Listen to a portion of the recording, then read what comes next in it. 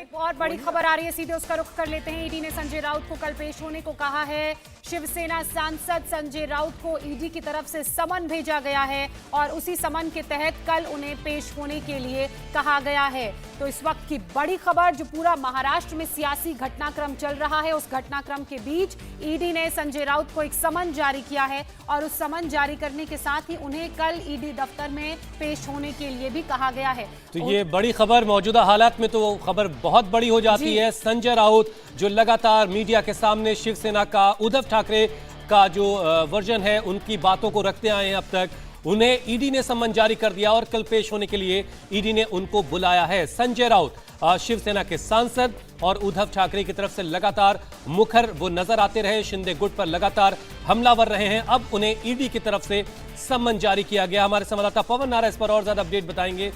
पवन, ये किस मामले में ईडी ने संजय राउत को सम्मन किया है? जी, ये वही मामला है जिसमें कुछ दिनों पहले ईडी ने पूछताछ की थी संजय राउत के साथ। उसी मामले में एक बार फिर ईडी ने समन जारी किया है। ये कुछ लेन देन का मामला है जिसमें कहा जा रहा है, संजय राउत का कहना है कि उनके परिवार का माफ कीजिए, कोई लेना देना नहीं है। जो पहले भी पूछताछ हुई थी और कहा गया हम आपके पास आते हैं। बिल्कुल पवन, हम आपका रुख करते हैं। अब देखिए हुसैन, अगर इस समन की बात की जाए और इस समन की टाइमिंग को लेकर सवाल उठाए जाएं तो तमाम तरह की बातें कही जा सकती हैं, क्योंकि महाराष्ट्र में जो सियासी घटनाक्रम चल रहा है उसी के बीच इस तरह से ईडी ने संजय राउत को समन जारी करके पेश होने के लिए कल ही कहा है। प्रवीण राउत केस में संजय राउत को यह समन जारी किया है। आपको बता दें कि पात्राचौल जमीन घोटाले का ये पूरा मामला बताया जा रहा है। तो इस वक्त की बड़ी खबर, राजेश हमारे साथ बने हुए हैं, सीधे राजेश का रुख कर लेते हैं। राजेश, ये जो समन जारी किया गया है संजय राउत को, इसकी टाइमिंग को लेकर क्या कहा जा सकता है? देखिए, टाइमिंग को लेकर सवाल जरूर उठेगा, लेकिन ये केस पहले से ईडी इन्वेस्टिगेट कर रही है। इसमें पत्राचौल केस है, इसमें प्रवीण राउत नाम के शख्स पे आरोप है। उसमें संजय राउत की पत्नी पर भी आरोप है, पैसे का लेन देन का, मनी लॉन्ड्रिंग का। उनसे पहले भी पूछताछ हुई है। तो टाइमिंग को लेकर सवाल जरूर उठाया जा सकता है, लेकिन ये केस पुराना और ईडी लगातार इसकी जांच कर रही है।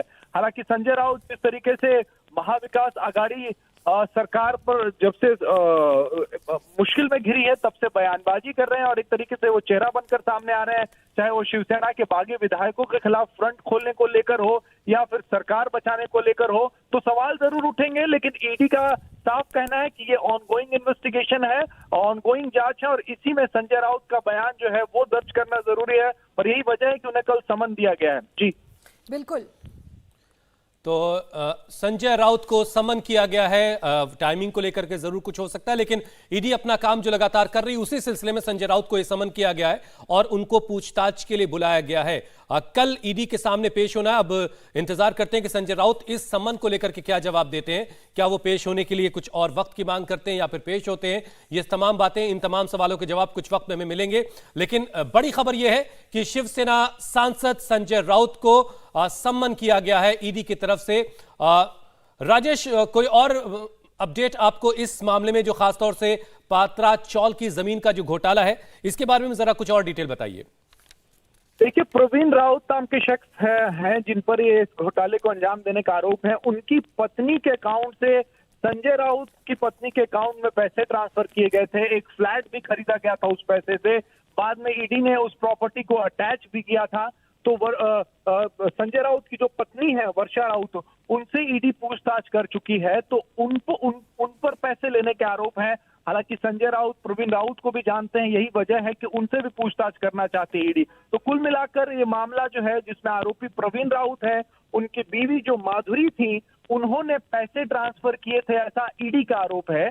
पैसे ट्रांसफर किए थे संजय राउत की पत्नी के अकाउंट में, जिससे फ्लैट खरीदे गए, जमीन खरीदे गए। ईडी की जब जांच आगे बढ़ी तो उन फ्लैट्स को, उन जमीन को सीज भी किया गया, उनको अटैच किया गया है। अब इस मामले में संजय राउत का बयान ईडी को लगता है कि लेना जरूरी है।